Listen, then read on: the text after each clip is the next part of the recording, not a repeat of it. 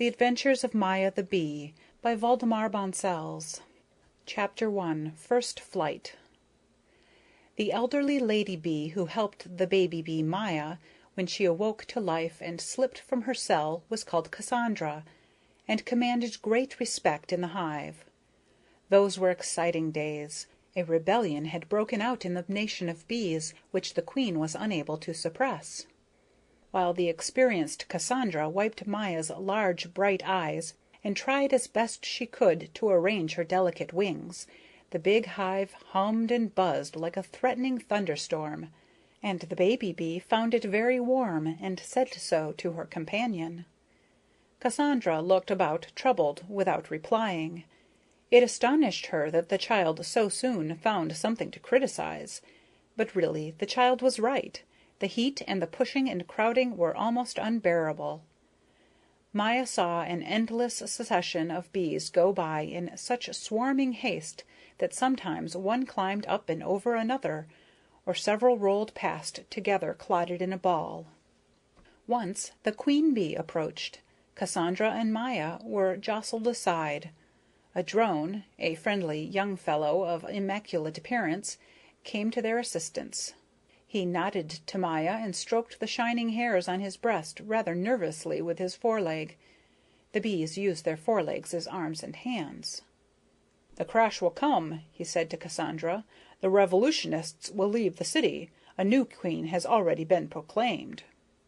Cassandra scarcely noticed him. She did not even thank him for his help, and Maya felt keenly conscious that the old lady was not a bit nice to the young gentleman. The child was a little afraid to ask questions. The impressions were coming so thick and fast, they threatened to overwhelm her. The general excitement got into her blood, and she set up a fine, distinct buzzing. "What do you mean by that?" said Cassandra. "Isn't there noise enough as it is?" Maya subsided at once, and looked at Cassandra questioningly. "Come here, child. We'll see if we cannot quiet down a bit." Cassandra took Maya by her gleaming wings, which were still soft and new and marvelously transparent, and shoved her into an almost deserted corner beside a few honeycombs filled with honey. Maya stood still and held on to one of the cells. "It smells delicious here," she observed. Her remark seemed to fluster the old lady again. "You must learn to wait, child," she replied. "I have brought up several hundred young bees this spring, and given them lessons for their first flight, but I haven't come across another one that was as pert and forward as you are. You seem to be an exceptional nature." Maya blushed and stuck the two dainty fingers of her hand in her mouth.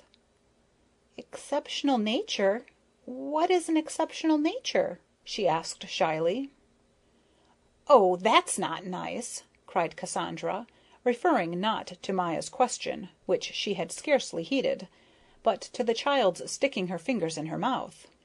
"Now listen very carefully to what I'm going to tell you. I can devote only a short time to you. Other baby bees have already slipped out, and the only helper I have on this floor is Turka, and Turka is dreadfully overworked, and for the last few days has been complaining of a buzzing in her ears. Sit down here." Maya obeyed with great brown eyes fastened on her teacher. "The first rule that a young bee must learn," said Cassandra, and sighed, "is that every bee, in whatever it thinks and does, must be like the other bees, and must always have the good of all in mind. In our order of society, which we have held to be the right one from time immemorial, and which couldn't have been better preserved than it has been, this rule is the one fundamental basis for the well-being of the state. Tomorrow you will fly out of the hive. An older bee will accompany you. At first you will be allowed to fly only short stretches, and you will have to observe everything very carefully, so that you can find your way back home again. Your companion will show you the 100 flowers and blossoms that yield the best nectar. You'll have to learn them by heart. This is something no bee can escape doing. Here, you may as well learn the first line right away. Clover and honeysuckle. Repeat it. Say clover and honeysuckle." "I can't," said little Maya. "It's awfully hard. I'll see the flowers later anyway." Cassandra opened her old eyes wide and shook her head. "You'll come to a bad end," she sighed. "I can foresee that already." "Am I supposed later on to gather nectar all day long?" asked Maya. Cassandra fetched a deep sigh and gazed at the baby bee seriously and sadly. She seemed to be thinking of her own toilsome life, toil from beginning to end, nothing but toil. Then she spoke in a changed voice, with a loving look in her eyes for the child. "My dear little Maya, there will be other things in your life, the sunshine, lofty green trees, flowery heaths, lakes of silver, rushing, glistening waterways, the heavens blue and radiant, and perhaps even human beings, the highest and most perfect of nature's creations. Because of all these glories your work will become a joy. Just think all that lies ahead of you, dear heart. You have good reason to be happy." "I'm so glad," said Maya. "That's what I want to be." Cassandra smiled kindly. In that instant, why, she did not know, she conceived a peculiar affection for the little bee, such as she could not recall ever having felt for any child bee before. And that, probably, is how it came about that she told Maya more than a bee usually hears on the first day of its life. She gave her various special bits of advice, warned her against the dangers of the wicked world, and named the bee's most dangerous enemies. At the end she spoke long of human beings and implanted the first love for them in the child's heart, and the germ of a great longing to know them. "Be polite and agreeable to every insect you meet," she said in conclusion.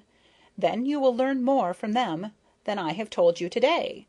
But beware of the wasps and hornets. The hornets are our most formidable enemy, and the wickedest, and the wasps are a useless tribe of thieves, without home or religion. We are a stronger, more powerful nation, while they steal and murder wherever they can. You may use your sting upon insects to defend yourself and inspire respect. But if you insert it in a warm-blooded animal, especially a human being, you will die, because it will remain sticking in the skin and will break off. So do not sting warm-blooded creatures except in dire need, and then do it without flinching or fear of death. For it is to our courage, as well as our wisdom, that we bees owe the universal respect and esteem in which we are held. And now good-by, Maya dear. Good luck to you. Be faithful to your people and your queen." The little bee nodded yes, and returned her old monitor's kiss and embrace. She went to bed in a flutter of secret joy and excitement, and could scarcely fall asleep from curiosity. For the next day she was to know the great wide world, the sun, the sky, and the flowers. Meanwhile, the bee city had quieted down. A large part of the younger bees had now left the kingdom to found a new city, but for a long time the droning of the great swarm could be heard outside in the sunlight. It was not from arrogance or evil intent against the queen that these had quitted. It was because the population had grown to such a size that there was no longer room for all the inhabitants, and it was impossible to store a sufficient food supply of honey to feed them all over the winter. You see, according to a government treaty of long standing, a large part of the honey gathered in summer had to be delivered up to human beings, who, in return, assured the welfare of the bee state, provided for the peace and safety of the bees, and gave them shelter against the cold in winter. "The sun has risen!" The joyous call sounding in Maya's ear awoke her out of sleep the next morning. She jumped up and joined a lady working bee. "Delighted," said the lady cordially. "You may fly with me." At the gate, where there was a great pushing and crowding, they were held up by the sentinels, one of whom gave Maya the password without which no bee was admitted into the city. "Be sure to remember it," he said, "and good luck to you."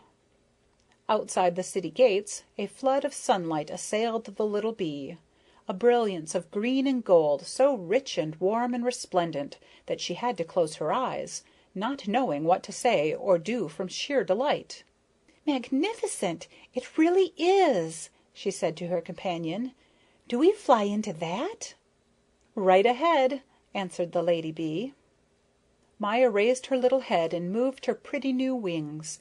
Suddenly she felt the flying board on which she had been sitting sink down, while the ground seemed to be gliding away behind. and the large green domes of the tree tops seemed to be coming toward her. Her eyes sparkled, her heart rejoiced. "I am flying!" she cried. "It cannot be anything else. What I am doing must be flying. Why, it's splendid, perfectly splendid!" "Yes, you're flying," said the lady bee, who had difficulty in keeping up with the child. "Those are linden trees, those toward which we are flying, the lindens in our castle park. You can always tell where our city is by those lindens. But you're flying so fast, Maya." "Fast?" said Maya. "How can one fly fast enough? Oh, how sweet the sunshine smells!" "No," replied her companion, who was rather out of breath. "It's not the sunshine. It's the flowers that smell. But please don't go so fast, else I'll drop behind. Besides, at this pace you won't observe things and be able to find your way back." But little Maya, transported by the sunshine and the joy of living, did not hear. She felt as though she was darting like an arrow through a green shimmering sea of light, to greater and greater splendor. The bright flowers seemed to call to her, the still sunlit distances lured her on, and the blue sky blessed her joyous young flight. "Never again will it be as beautiful as it is today," she thought. "I can't turn back. I can't think of anything except the sun." Beneath her the gay pictures kept changing. The peaceful landscape slid by slowly in broad stretches. "The sun must be all of gold," thought the baby bee. Coming to a large garden, which seemed to rest in blossoming clouds of cherry tree, hawthorn, and lilacs, she let herself down to earth, dead tired, and dropped in a bed of red tulips, where she held on to one of the big flowers. With a great sigh of bliss, she pressed herself against the blossom wall and looked up to the deep blue of the sky through the gleaming edges of the flowers. "Oh, how beautiful it is out here in the great world! 1,000 times more beautiful than in the dark hive. I'll never go back there again to carry honey or make wax. No, indeed, I'll never do that. I want to see and know the world in bloom. I am not like the other bees. My heart is meant for pleasure and surprises, experiences and adventures. I will not be afraid of any dangers. Haven't I got strength and courage and a sting?" She laughed, bubbling over with delight, and took a deep draught of nectar out of the flower of the tulip. "Grand," she thought. "It's glorious to be alive." Ah, if little Maya had had an inkling of the many dangers and hardships that lay ahead of her, she would certainly have thought twice. But never dreaming of such things, she stuck to her resolve. Soon tiredness overcame her, and she fell asleep. When she awoke, the sun was gone, twilight lay upon the land. A bit of alarm, after all. Maya's heart went a little faster. Hesitatingly, she crept out of the flower, which was about to close up for the night, and hid herself away under a leaf high up in the top of an old tree, where she went to sleep, thinking in the utmost confidence. "I'm not afraid. I won't be afraid right at the very start. The sun is coming round again, that's certain. Cassandra said so. The thing to do is to go to sleep quietly and sleep well." End of chapter 1.